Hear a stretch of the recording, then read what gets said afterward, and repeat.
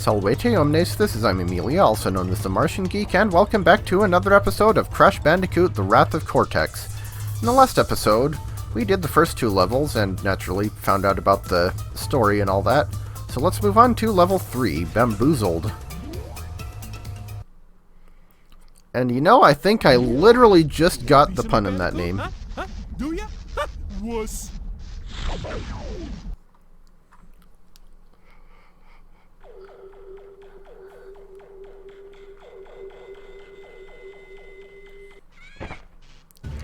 So this is a new type of level gimmick. This thing is called the Atlasphere. I don't know whether the game itself ever actually tells you that, though the second Game Boy Advance game does. I don't know, maybe the manual does, I haven't checked it in a while. So it's a bit harder to control than regular Crash. It has some momentum to it, and you can't jump, nor can you ground pound or spin or any of that. But running into boxes with it instantly destroys them. We have 125 boxes to deal with. And I was today years old when I learned that the name Bamboozled is probably a reference to the structures being made out of bamboo. I didn't even think about that. I just thought, okay, that's a level name, that's fine. Well, I wanted that one up, but oh well. I have 17 of them. Yeah, there actually aren't any enemies in this first Atlasphere level, because yes, of course, there are more of them later on that are more dangerous. This one seems to be just kind of getting you used to the thing and making sure you know how to not fall off cliffs and all that. Go down big old spiral raceway, marble race type of things. Gosh, imagine if they did put marble race pieces in here. Like that one with the funnel and the hairpin turn. I didn't miss a box, did I? Maybe that one with all the little vertical pin things. Like a pachinko. Okay, I think that's our first checkpoint, and we're up to 24. So almost a fifth of the boxes. Obviously, you can hit the walls as hard as you want, with no harm. But if you fall off the edge, you instantly die. This is another level where I could do the time trial immediately, since it's not on foot. It's basically a vehicle level, it's just a very odd choice of vehicle. But again, we're going to save those until I've beaten the game normally.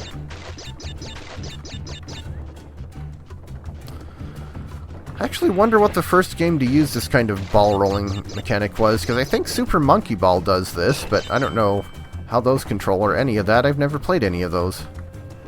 44 boxes, okay. Sometimes you just really have to slow your descent, like right here, because these boxes are awfully close to the edge.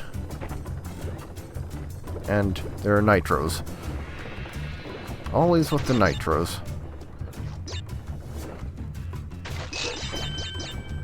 Some extra lives there. Now, one thing I'm not sure about, but I would assume, if you fall from a higher platform to a lower one, I don't think you take fall damage, but I could be wrong about that. I'd personally rather not test it if I don't have to.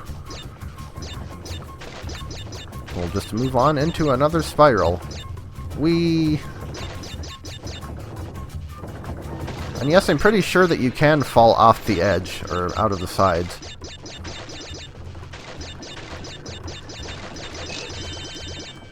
A lot of boxes there. We're up to 75, 76, 60% of the way, and remember that we've passed some Nitros already, so those will contribute. There's the well-hidden power crystal.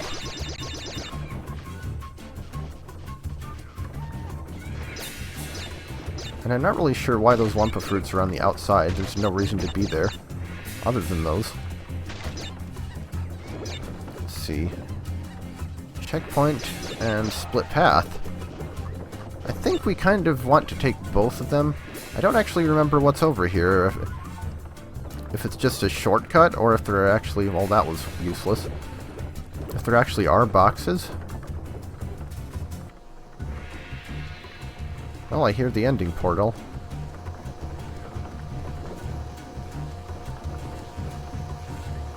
Yeah, so that path was pointless because it doesn't allow us to get the remaining boxes. That was way too close to it. Well, now you get to see the death animation, and it apparently involves Crash completely disappearing from existence.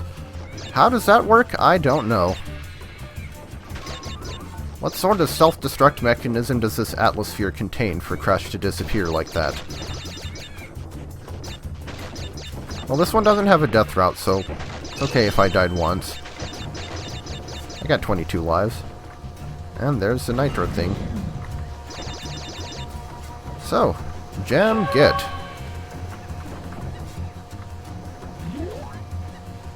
So yeah, like I said, no enemies in that one, but that doesn't mean that it was a complete pushover. I'm not a huge fan of the Atlasphere levels, but they're better than some of the other vehicle levels, put it that way. Both in this game and Crash 3. I actually don't recall if the new Crash 4 had vehicle levels, so I guess that's one thing going for it.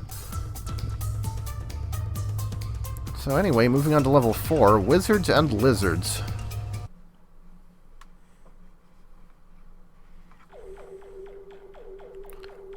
We're kind of reusing a lot of the same level themes from Crash 3, actually, and I think that was people's biggest problem with this game, is that it felt too much like Crash 3. I mean, you know, if it ain't broke, don't fix it, but whatever. Also, if the game only has 25 levels, is it really that big a deal if the next one is basically similar? So those wizard enemies, those are troublesome for us when we played it at the Ronald McDonald House, and I'm not really sure why. Something about the way their attacks home in on you. We have 129 boxes, and those bats seem like they'd be easy enemies to miss. Have a bonus room. Apparently fire's crackling. I don't think I've ever noticed that sound effect before.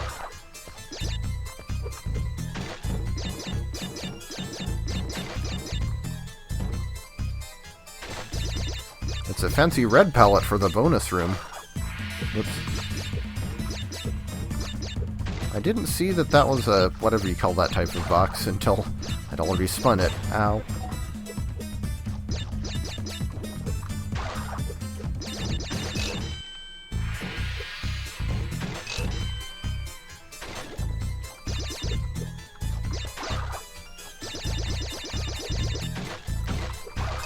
Good thing I saw that in time. And we missed 3 boxes, but they were Nitro, so it's fine. I actually wonder if that's something they changed in this game too, because I recall in at least one previous Crash game, the bonus rooms with Nitros in them had their own Nitro detonator. So we're running toward the camera, you know what that means. It's chase sequence time. Why does level 4 in Crash Bandicoot games always involve getting chased by something? Seriously, you have the original boulder chase in Crash 1. Crash 2 is the only exception. In that game, level 5 involved being chased by something. Crash 3, you had the Triceratops. This game, we have a dragon to deal with. And even in Twinsanity, what would be the 4th level in that game, Totem Hokum, involved running away from angry natives chasing you.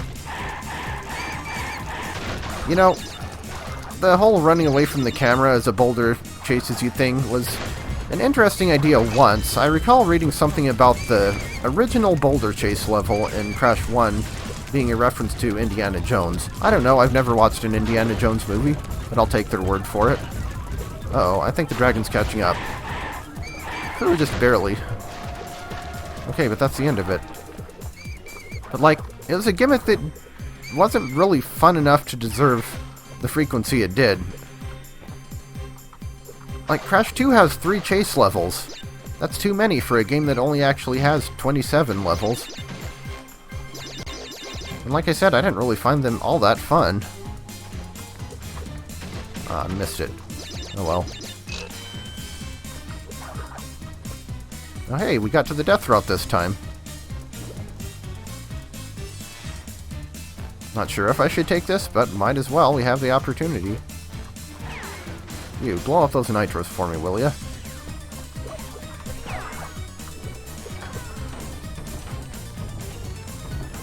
Have some obstacles that don't show up anywhere else in the level.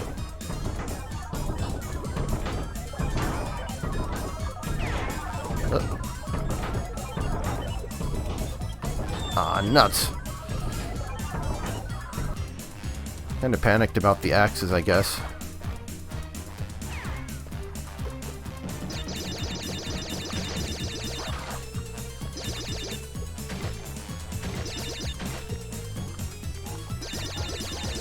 Now, does dying in the death route reset your progress in it? Or, I mean, make it disappear? It doesn't. Okay, good.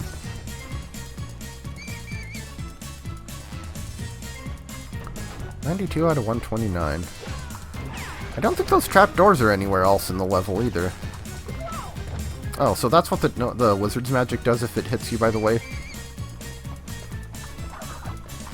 If you thought those bats were good, you get to be one. And even if you didn't.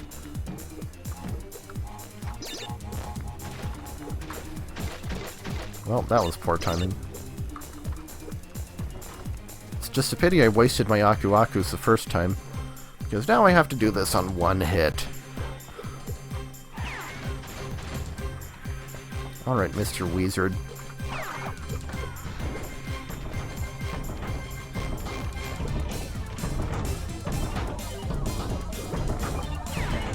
Whoop! That was a little close.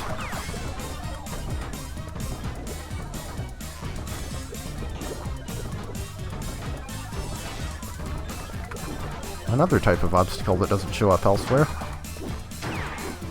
And we get the green gem.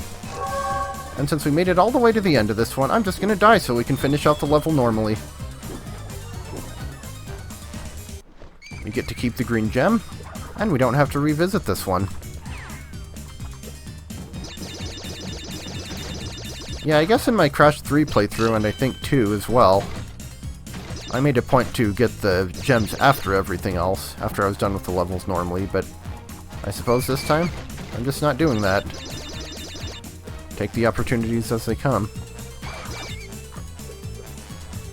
Which way is better? I don't know. See if there's anything hidden there, because that strikes me as a thing that they would potentially do.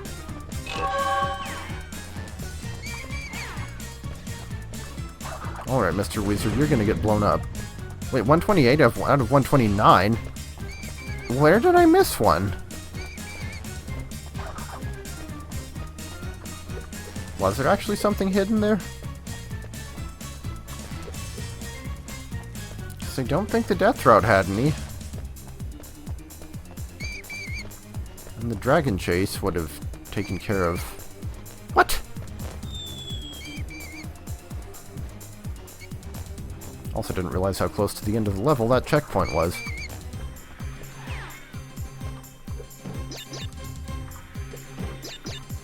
Okay, I have an idea. No, I don't see anything up there.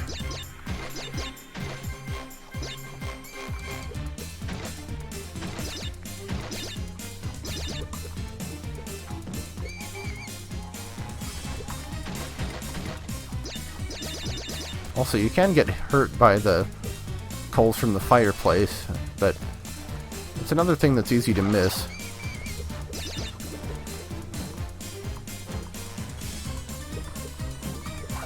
It just really seems like there should be something there.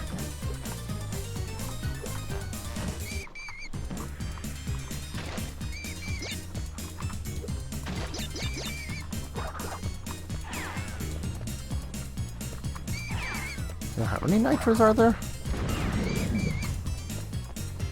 Curious. Well, that's frustrating.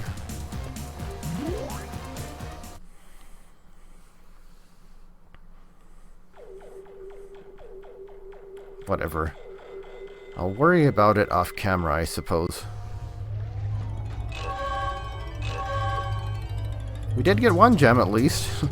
So that's what we're going to call it this time. Next time we will be finishing up the first warp room. So I'll see you then.